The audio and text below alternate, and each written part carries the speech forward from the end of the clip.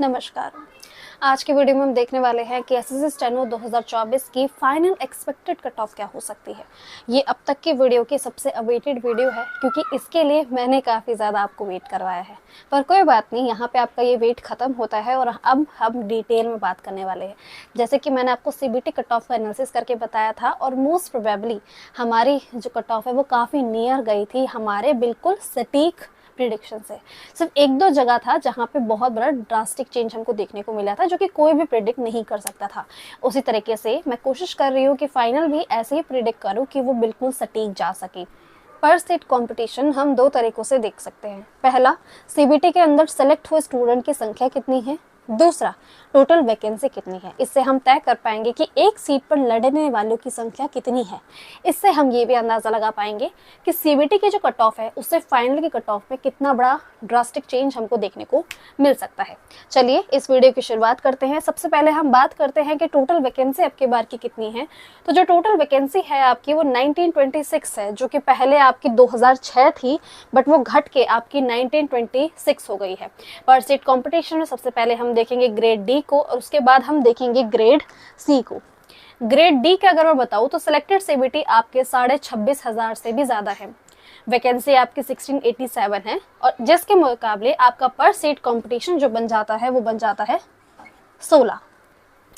मतलब एक सीट पर लड़ने वाले 16 हैं कैंडिडेट, जो इन 16 में से 15 निराश होंगे और एक को सीट मिलेगी। ग्रेड सी के अंदर सिलेक्टेड सीबीटी के बारे में बताऊं तो आपके 9,500 हैं, वैकेंसी आपकी 239 है और कंपटीशन आपका जो बैठ रहा है वो 40 है। ग्रेड सी के अंदर 40 में से एक इंसान को सीट मिलेगी और 39 स्टूडेंट को निराशा देखने को मिलेगी। पर यहाँ पे एक इंटरेस्टिंग चीज ये है, यहाँ ग्रेड डी के अंदर देखने में तो लगता है कि 16 है, बट एक्चुअल में 16 नहीं होता है। पता है क्यों? क्योंकि जिनका ग्रेड डी में नहीं होता, ग्रेड सी में नहीं होता है ना, उनको ग्रेड डी में तो मिल ही जाता है। इसीलिए हमको देखने में तो ऐसा लग रहा है कि ग्रेड डी तो बड़ा आसान है जी, 16 ही तो लोग हैं और बस 15 ही निराश होंगे। ऐसा नहीं है, क्योंकि जो यहाँ से निराश होके जाएंगे वो तो कंफर्म वहां सिलेक्शन ले लेंगे। समझ रहे हो? जो यहाँ से निराश होके जाएंगे वो तो वहां कंफर्म सिलेक्शन ले लेंगे और यहाँ वाले जो होंगे, यहाँ से ज्यादा स्टूडेंट को निराशा ही देखने को मिलती है। तो आप ये समझ चुके हैं। पर सीट के हिसाब से ग्रेड डी वाला जो है वो इतना रिलेवेंट नहीं है, क्योंकि ग्रेड सी वाले उनमें आके आ जाते हैं और उनकी सीट को ले लेते हैं। यहाँ पे अब हम देखते हैं सबसे पहले ग्रेड डी को और फिर हम देखते हैं ग्रेड सी को। इसमें हम ये भी बात कर सकते हैं कि अगर आपका इन दोनों में ही किसी में भी आपका सिलेक्शन नहीं हुआ है, या आपकी जो स्किल है, स्किल के पास जो आपके नंबर्स हैं, मतलब कि स्किल में जो आपके जिसके लिए आपको क्वालिफाई किया गया है और आपके फाइनल के इतने कम क्लोज नंबर है कि आपको ऐसा लग रहा है कि फाइनल तक आप नहीं पहुंच पाएंगे, तो आप क्या कर सकते हैं कि 2025 की तैयारी करना शुरू कर सकते हैं।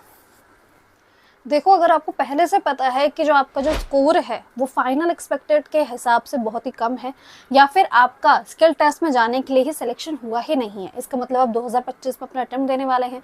और 2025 में अगर अटेम्प्ट देंगे तो मॉक टेस्ट कितना ज़्यादा यूजफुल चीज़ है ये आप सभी को पता है, मुझे इसको एक्सप्लेन करने की भी ज़रूरत नहीं है। इसीलिए मैं आपको चीज़ बता देती हूँ। टेक्स्ट बुक ऐप के ऊपर अब तक की सबसे बड़ी सेल आपको देखने को मिल रही है, जो कि शुरू हो जाएगी आपकी 29 मार्च को रात 12 बजे। रात 12 बजे सबसे कम प्राइस होगा और ये जो सेल है ये 29 मार्च से लेके 31 मार्च तक ये चलती रहेगी, बट सबसे कम प्राइस जो होगा वो 29 मार्च रात को 12 बजे तक होगा। इसका मतलब आप जितनी जल्दी उस टाइम पे खरीदेंगे उतना ही कम प्राइस आपको देखने को मिलेगा। ये चीज़ मेरे लिए बताना इसीलिए ज़रूरी है क्योंकि देखो, बाद में जाके कभी आप बाद में लेने की सोचेंगे, अभी सबसे ज़्यादा कम प्राइस हुआ है, उसके बाद इतना कम प्राइस हो नहीं पाएगा, जिसकी वजह से आपको ज़्यादा पैसा देना पड़ेगा, जो कि ओवरऑल आप ही के लिए गलत है ना। इसीलिए अगर इसी टाइम आप खरीद लेंगे, मान लीजिए अगर आप किसी और एग्जामिनेशन की तैयारी कर रहे हैं, सिर्फ स्टेनो ही नहीं, CAGL, CHSL, हर एग्जामिनेशन के लिए जो टेक्स्ट बुक है ये सबसे सुप्रीम ऐप हो जाता है। अगर मैं आपको सिलेक्शन के बारे में बताऊं तो एसएससी CGL 2024 के अंदर रैंक 2, रैंक 4 और ऐसे ही टॉप 20 में 13 लोगों को सिलेक्शन हुआ है। ये 13 लोग तो वो है जिन्होंने क्रेडिट दे दिया है टेक्स्ट बुक को, वरना सभी के सभी ही टेक्स्ट बुक ऐप यूज करते हैं, बिकॉज एक वही तो प्लेटफॉर्म है जहाँ पे मॉक टेस्ट सबसे ज़्यादा बढ़िया क्वालिटी के आपको देखने को मिल जाते हैं। अगर मैं आपको ऐसे बोलूँ कि CGL में ही नहीं, CHSL में भी काफ़ी अच्छा स्कोर रहा है, तो रैंक 1, रैंक 3 और ऐसे ही टॉप 10 के अंदर 6 लोगों का सिलेक्शन यहाँ पे टेक्स्ट बुक के थ्रू हुआ है। देखिए यहाँ पे क्या होता है ना, सिलेक्शन लेने का मतलब यहाँ पे ये है कि उन्होंने अपने आखिरी टाइम में टेक्स्ट बुक से हेल्प ली है और ज़्यादा से ज़्यादा मूक लगाए हैं, जिनकी वजह से उनका फाइनल सिलेक्शन तक का इंश्योर हो पाया है। अगर मैं आपको कहूँ कि आप ये जो 12 बजे सेल आने वाली है जिसमें आपको सबसे कम प्राइस मिलेगा, तो देखो इस चीज़ के लिए तो रहो कि 29 मार्च को रात के 12 बजे हम उस दिन उठे रहेंगे थोड़ी लेट तक, और उस दिन हम इस सेल का लुत्फ उठाएंगे और आगे के लिए अपने पूरे आने वाले साल, क्योंकि पूरे 1 साल का होता है आपका ये जो पास प्रो होता है ये पूरे 1 साल का होता है, एनुअल होता है। तो आप पूरे 1 साल में जितनी बार भी प्रिपेयर करेंगे, जितनी बार भी मॉक टेस्ट देंगे ना, आप बहुत ज़्यादा अंदर से खुश महसूस करेंगे कि आपने सेल के टाइम पर वो चीज़ खरीद ली थी। क्योंकि जो इसका प्राइस है, इसका जो प्राइस आपका चला जाता है वो 699 हो जाता है ना। अब मे बी आगे जाके जो प्राइस है वो बढ़ जाए, बट सेल में आपको कम से कम प्राइस देखने को मिलेगा। और अगर आप ये जो 12 बजे जो प्राइस होगा, सबसे कम प्राइस जो होगा, इससे भी कम प्राइस चाहते हैं, मतलब जितना प्राइस कम होगा उस पर भी अगर 12% का ऑफ चाहते हैं, तो आपको ये कूपन कोड यूज करना होगा KSHH। इस कूपन कोड को यूज करेंगे तो आपको जो ऑलरेडी प्राइस है, सेल में जो प्राइस कम हुआ है, उससे भी और कम प्राइस में आपको मिल जाएगा। और टेक्स्ट बुक ऐप के अंदर आपको PYQ तो मिलते ही है, साथ साथ में मूक भी मिलते हैं। और ये जो मूक होते हैं ना, ये बिल्कुल उसी लेवल से डिज़ाइन किया जाता है जैसे PYQ होता है, मतलब उस एग्ज़ाम लेवल को ध्यान में रखते हुए। और मुझे सबसे ज़्यादा बेस्ट बात जो लगती है टेक्स्ट बुक की वो ये है कि उनका डिटेल सोल्यूशन, उनका जो डिटेल सोल्यूशन होता है वो बिल्कुल ऐसा होता है कि किसी स्टूडेंट को किसी टीचर की ज़रूरत भी नहीं पड़ेगी उस चीज़ को समझने के लिए। मैं टेक्स्ट बुक ऐप का लिंक अपने डिस्क्रिप्शन में प्रोवाइड कर दूँगी, तो वहाँ से जाके आप चेक कर सकते हैं। अब हम आगे चलते हैं और सबसे पहले CBT को देखते हैं, उसके बाद फाइनल में कितने नंबर बढ़ सकते हैं। ऐसे ही ग्रेड C के अंदर CBT को देखते हैं, फाइनल में कितने नंबर बढ़ सकते हैं और सेफ स्कोर आपका क्या रहेगा, इसके ऊपर बात करते हैं। सबसे पहले हम ये देख लेते हैं कि आपके CBT के अंदर क्या रहा है। तो जनरल कैटेगरी के लिए आपका 130 गया था। AWS एक ऐसा केस गया था जो कि स्टार वाला है, ना ही हमें ये पता चला कि CBT में क्या आएगा। और इसी के लिए मैं आपको फाइनल प्रेडिक्शन के अंदर भी इतना एक्यूरेट नहीं बता सकती कि हो सकता है कि कम जाए और हो सकता है कि जनरल के बराबर जाए, क्योंकि AWS और आपका जनरल जो होते हैं वो साथ साथ में ही कट ऑफ लेके जाते हैं। ऐसे OBC के अंदर 130 गया है, ये दोनों तो एग्जाम बराबर ही आने वाले हैं। SC के अंदर आपका ये गया है और ST के अंदर भी आपकी काफ़ी कम कट ऑफ आपको देखने को मिली है। ग्रेड C के अंदर देख सकते हैं ये तीनों ही 148 तक गए हैं, ये 138 और ये 114। यहाँ पे भी एक अलग केस बना है क्योंकि यहाँ पे अब की बार की कट ऑफ को ज़्यादा ही कम चली गई है। अब हम देख लेते हैं फाइनल कट ऑफ आपकी क्या रहने वाली है, जिसके लिए आप इतनी देर से वेट कर रहे हैं।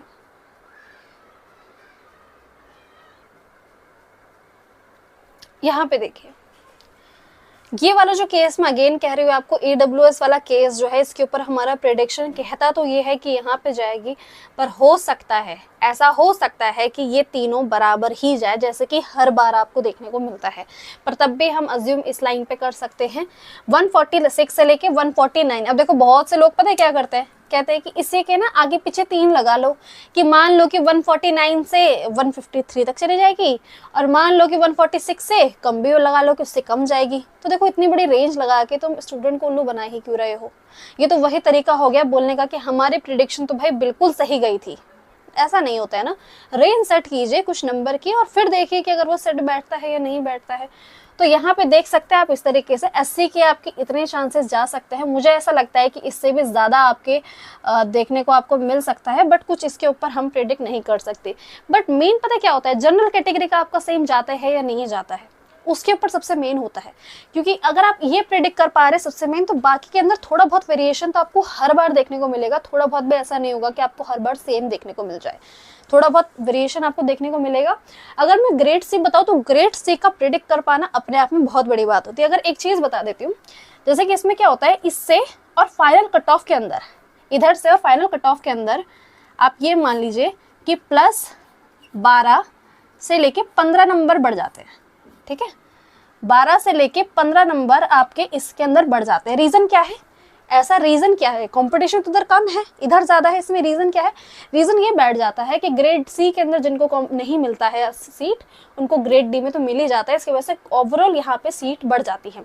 बट अगर मैं यहाँ पे आपको बताऊं तो यहाँ पे आपका सीबीटी से लेके फाइनल तक का जो रेंज होता है, इसमें आप प्लस कर लीजिए कम से कम, अगर मैं आपको कम से कम भी बताती हूँ तो 7 से 9 नंबर की रेंज आपको देखने को मिल जाएगी, 7 से 8 भी मान सकते हैं कि इतना तो इसके अंदर बढ़ता ही बढ़ता है। तो इसमें हम ना सेफ स्कोर की बात करते हैं, इसके अंदर हम एक एक करके नहीं बात करेंगे, वैसे करने के लिए थोड़ा बहुत आप कर ही लोगे, प्लस कर लोगे 7-9 नंबर।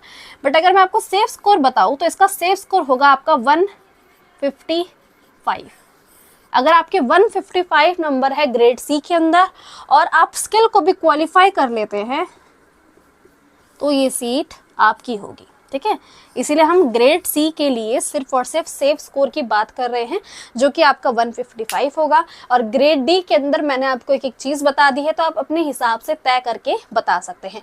इस वीडियो के कमेंट सेक्शन के अंदर आप अपना मुझे स्कोर बताइए कि आपका ये जो नॉर्मलाइज स्कोर है, अब तो आपको ये भी पता है कि नॉर्मलाइज स्कोर आ चुका है ना। ये जो आपका नॉर्मलाइज स्कोर है इसे कमेंट कीजिए, ठीक है, इसे कमेंट कीजिए और मैं आपको बताऊंगी कि आपका फाइनल तक हो पाता है या नहीं हो पाता है। और साथ में, ठीक है, इसके साथ आप ये भी चीज़ बताना कि आपकी स्टेनो की स्पीड कितनी है, क्योंकि अगर सिर्फ आपका स्कोर ज़्यादा हो गया और स्टेनो की स्पीड नहीं है तो वो बताना, ठीक है। तो इससे तय हो पाएगा, मैं आपको रिप्लाई देके बताऊंगी कि आपका हो सकता है या नहीं हो सकता है, स्टेनो स्पीड को ध्यान में रखते हुए और आपका स्कोर ध्यान में रखते हुए, इंक्लूडिंग योर कैटेगरी, कि आपकी कैटेगरी कौन सी है। उसी तरीके से अपने एग्ज़ाम की तैयारी कीजिए। देखिए 2024 वाला जो है, मैंने इसके लिए ऊपर ऑलरेडी एक वीडियो बना दी है स्किल टेस्ट से। जो स्किल टेस्ट से रिलेटेड मैंने वीडियो बनाई है, मैं पूरे यूट्यूब पे, मेरे चैनल पे तो ऑफकोर्स मैंने पहली बार बनाया है, पूरे यूट्यूब के ऊपर आपको वैसी वीडियो नहीं मिलने वाली है, क्योंकि मैंने उस वीडियो से बनाने से पहले खुद देखा था कि क्या ऐसी कोई वीडियो ऑलरेडी अवेलेबल है, बट ऐसा कहीं भी नहीं था। तो वो वीडियो ज़रूर जाके देखें, आपको काफ़ी हेल्प होगी, क्योंकि उसके अंदर मैंने इंग्लिश मीडियम और हिंदी मीडियम दोनों ही स्टूडेंट के बारे में बात की है कि अगर आप कैलाश चंद्रा फॉलो कर रहे हैं तो आपको कौन कौन से वॉल्यूम करने होंगे, और अगर आप रामधारी गुप्ता कर रहे हैं तो आपको कौन कौन से वॉल्यूम करने होंगे, और दोनों से ही आपको कितना फ़ायदा देखने को मिल सकता है। और हाफ मिस्टेक और फुल मिस्टेक के बारे में भी बताया है। तो इस वीडियो के बाद जाके उस वीडियो को ज़रूर देख लेना। और अगर आप 2025 की तैयारी कर रहे हैं तो आप ऑलरेडी हमारी एप्लीकेशन के ऊपर आ सकते हैं, कशिश भट्ट एकेडमी, जहाँ पे आपको टेस्ट सीरीज और जीके फाउंडेशन बैच देखने को मिलेगा, जिससे आप 2025 में अपना जीके का स्कोर बूस्ट कर सकते हैं। यहाँ पे हम इस वीडियो का एंड करते हैं।